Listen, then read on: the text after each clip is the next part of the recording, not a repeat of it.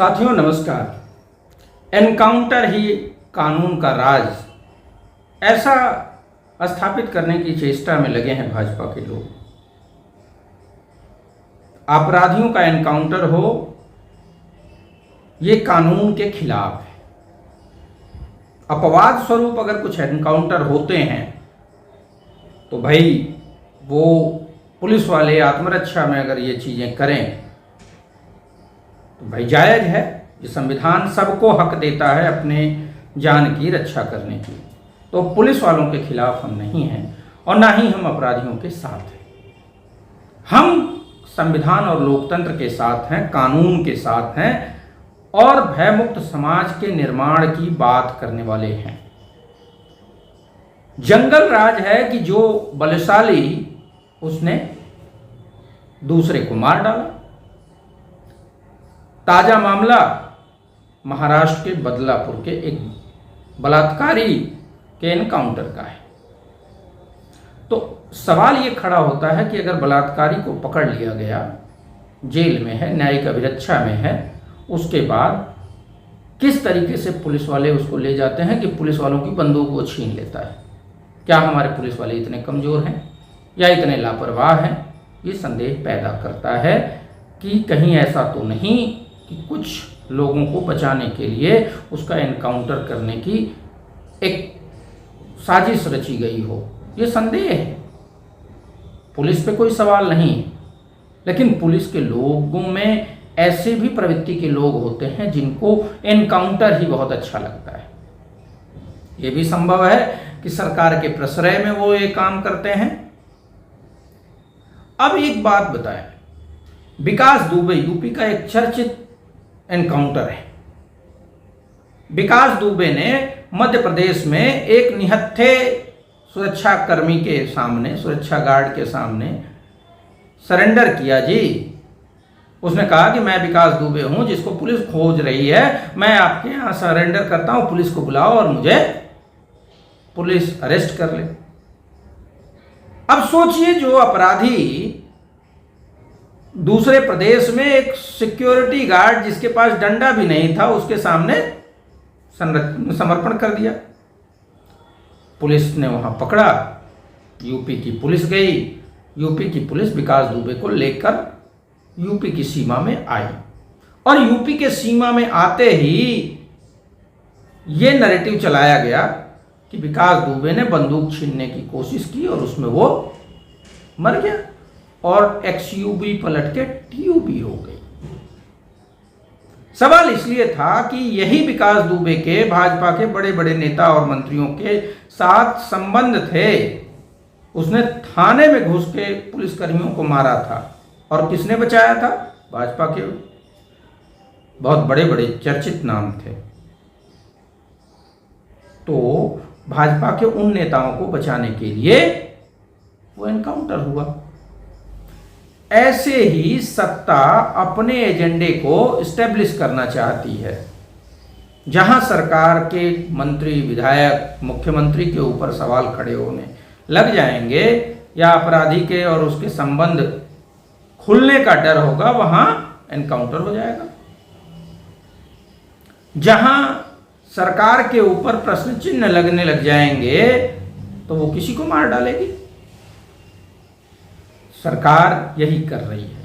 UP में जो 2018 में हंसराज अहीर जो तत्कालीन गृह राज्य मंत्री थे, उन्होंने सदन में बोला था कि 77% फेक एनकाउंटर जो है वो यूपी में हुए।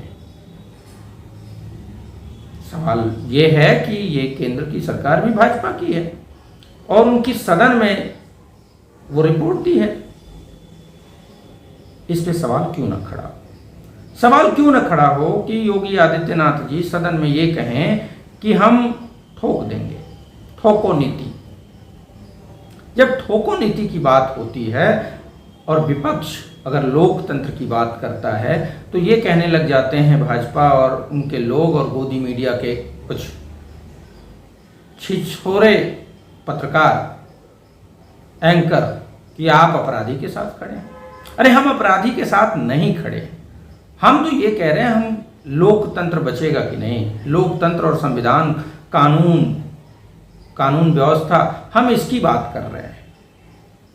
जिस दिन ऐसे एंकरों, ऐसे पत्रकारों के अपने बच्चों को कोई भी सरकार जो इनसे खुन्नस रखती होगी, जिस प्रकार भाजपा की सरकार जिस नीति पे चल रही है, खुन्नस जिससे है उसके खिलाफ पुलिसिया कार्रवाई हो जाती है, उस दिन शायद ये समझेंगे कि पुलिस की बर्बरता क्या है, सत्ता द्वारा प्रायोजित एनकाउंटर क्या है। संजय निरुपम का एक बयान महाराष्ट्र के बदलापुर एनकाउंटर, जो रेप केस का आरोपी था, उसके एनकाउंटर पे आया कि आप बलात्कारी के साथ हैं, अपराधी के साथ हैं या पुलिस के साथ हैं। हम कानून के साथ हैं, हम संविधान के साथ हैं, हम लोकतंत्र के साथ हैं। मिस्टर संजय निरुपम, संजय निरुपम, आपकी मजबूरी मैं समझता हूं, क्योंकि आपकी मजबूरी ये है कि आपको वहां जाकर जहर ज्यादा फैलाने की बात करनी होगी, अन्यथा आप अप्रासंगिक हो जाएंगे। तो आप प्रासंगिकता ढूंढने के लिए ऐसे जहर उगल रहे हैं। जब तक आप कांग्रेस में थे तब तक आप लोकतंत्र और संविधान की बात करते थे, क्योंकि कांग्रेस संविधान की बात करती है। कांग्रेस में जो असंवैधानिक बातों का बात करे उसके लिए कोई जगह नहीं है। अगर एनकाउंटर पे जश्न मनाया जाएगा और सत्ताधारी दल के लोग ये कर रहे हैं, मिठाई बांट रहे हैं, हम उसका विरोध नहीं करते, लेकिन ये सत्ताधारी दल के लोग एक जस्टिफिकेशन के रूप में उसको कर रहे हैं कि एनकाउंटर सही है। तो अगर एनकाउंटर ही होने लग जाएगा तो जंगल राज हो जाएगी, अराजकता हो जाएगा और पुलिस का जो इकबाल है वो खत्म हो जाएगा। आज जो लोग पुलिस के भरोसे सुकून में जीते हैं वो पुलिस से डरने लगेंगे, और पुलिस का काम भयमुक्त समाज का निर्माण है, ना कि भय का माहौल बनाना है। मैं एक बात कह के अपनी बात को पूरी करूंगा कि हेमंत करकरे जिन्होंने देश के लिए शहादत दे दी, उनको भाजपा की एक जो नेता थे और सांसद भी बनाया भाजपा ने उनको, उस साध्वी ने आतंकवादी कहा। तो जो भाजपा के साथी आज ये कहते हैं कि पुलिस के ऊपर सवाल मत उठाइए, पुलिस के ऊपर सवाल मत उठाइए, उनको उस पर चिंतन करना चाहिए कि हेमंत करकरे के शहादत को गाली देने वाली, आतंकवादी बताने वाली साध्वी के लिए उनके विचार क्या हैं। तो हम पुलिस के खिलाफ नहीं है, पुलिस की व्यवस्थाओं के खिलाफ नहीं है, लेकिन जिस तरीके से एनकाउंटर बढ़ता जा रहा है, एनकाउंटर की गूंज हमारे गरीबों के मुद्दों से ज़्यादा बड़े हो जाते हैं, हमारे युवाओं के रोजगार से ज़्यादा बड़े हो जाते हैं, तो सवाल खड़ा होता है। और सरकार एनकाउंटर के लिए नहीं बनी है, जनता के विकास के लिए बनी है। सरकार को उस पे बात करनी ना पड़े, इस वजह से एनकाउंटर को वो सेलिब्रेट करती है और एनकाउंटर पे बहुत बातें करती है। वो चाहे भाजपा की यूपी की योगी आदित्यनाथ की सरकार हो, शिंदे की महाराष्ट्र में सरकार हो, मध्य प्रदेश में सरकार हो, सारी भाजपाई सरकारों में सिर्फ एनकाउंटर और बुलडोजर नीति को इम्पोज किया जा रहा है और उसको सेलिब्रेट किया जा रहा है। अगर सेलिब्रेट आप करते हैं तो ये समझ लीजिए कि आप जानबूझकर अपराध को बढ़ावा देते हैं, पुलिस के एनकाउंटर को जस्टिफाई करते हैं, और इससे समाज में अराजकता फैलेगी। और जो लोग ये कहते हैं कि एनकाउंटर जरूरी है, ठोको नीति जरूरी है, बहुत अच्छा हुआ, तो उनको ये एक सवाल और पूछना है कि इतने एनकाउंटर के बावजूद क्या यूपी में पुलिस प्रशासन का इकबाल है, अपराध कम हुआ है? क्या महाराष्ट्र जैसी जगह में अपराध कम हुआ है, या पूरे देश में महिलाओं के खिलाफ अपराध कम हुआ है? मतलब साफ है कि अगर आप सिर्फ एनकाउंटर के ही उससे अपराध कम करना चाहते हैं तो अपराध कम नहीं हुआ है, अपराध बहुत तेजी से बढ़ा है। तो जब अपराध बढ़ा है तो हमको कानून की व्यवस्थाओं को मजबूत करना होगा, सुरक्षा व्यवस्थाओं को मजबूत करना होगा, लोगों को जागरूक करने की आवश्यकता होगी, जिससे कि अपराध में कमी आए। बुलडोजर नीति या एनकाउंटर नीति समाधान नहीं है। लोकतंत्र की रक्षा जब तक नहीं होगी, संविधान का राज नहीं होगा, कानून का राज नहीं होगा, तब तक अपराध बढ़ते ही रहेंगे। अन्यथा अगर कम होना होता तो इतने एनकाउंटर के बाद तो अपराध खत्म हो जाना था, लेकिन ऐसा नहीं हुआ है। तो प्रत्यक्ष है कि एनकाउंटर से कानून का राज नहीं स्थापित किया जा सकता। और जब एनकाउंटर में भी भेदभाव किया जाने लगे तो समाज में सरकार के खिलाफ भी एक आवाज उठेगी। सवाल ये है कि जिस अजय टेनी के बेटे ने किसानों को कुचल के गाड़ी से रौंद के मार डाला, उसको बाकायदा थाने में सरेंडर कराया जाता है। क्यों? क्योंकि वो भाजपा का नेता का बेटा है, गृह राज्य मंत्री का बेटा है।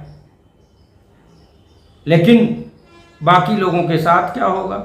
जो माफिया भाजपा के प्रचार में शामिल हो जाएगा, भाजपा के मंचों पर वाह वाह वाह वाह करेगा, उसके खिलाफ कोई ऐसी कार्रवाई नहीं होगी और बाकी लोगों के खिलाफ कार्रवाई होगी। तो इन मामलों के लिए हमको सोचना होगा कि सत्ता का समर्थक हो जाना सजा से बचना है। तो सोचिए हम कैसा समाज बना रहे हैं। अयोध्या की एक घटना जिसमें किसी समाजवादी पार्टी के कार्यकर्ता की भूमिका थी या उनका नाम आया, भाजपा के लोग वहां प्रतिनिधिमंडल ले जाके बलात्कार जैसी घटना पे राजनीति कर रहे थे। लेकिन उसी अयोध्या में राम मंदिर में काम करने वाली उस बेटी का बलात्कार हुआ जिसमें भाजपा के मंडल अध्यक्ष का बेटा शामिल था। लगभग 15 से 20 दिन बाद उसकी एफआईआर दर्ज हुई और मीडिया ने इस पूरे मामले को दबा दिया। किसी मीडिया में इसकी चर्चा नहीं हुई। कोलकाता में जो जघन्यता हुई उस पर दिन रात डिबेट हुई, लेकिन बदलापुर में जो जघन्यता छोटी बच्चियों के साथ हुई उसकी मीडिया में कोई चर्चा नहीं हुई।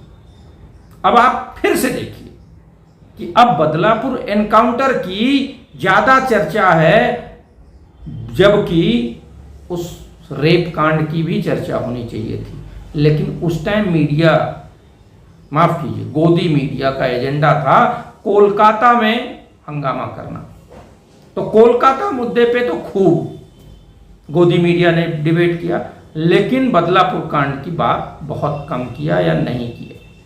अब बदलापुर का एनकाउंटर, चूंकि उससे क्या होगा कि सरकार का एक एजेंडा उनको मिल गया है, उसको आगे बढ़ाना है जिससे सरकार की विफलताओं को छिपाया जा सके, जनता के, गरीबों के मुद्दों को, युवाओं के मुद्दों को, किसानों के मुद्दों को ढका जा सके। और आगे चुनाव है, उस चुनाव को मद्देनजर रखते हुए इस एनकाउंटर को इस तरीके से प्रचारित प्रसारित किया जाएगा जिससे कि मूल मुद्दे गौण हो जाए। तो ये जो एनकाउंटर को सेलिब्रेट कर रही है सत्ताधारी दल,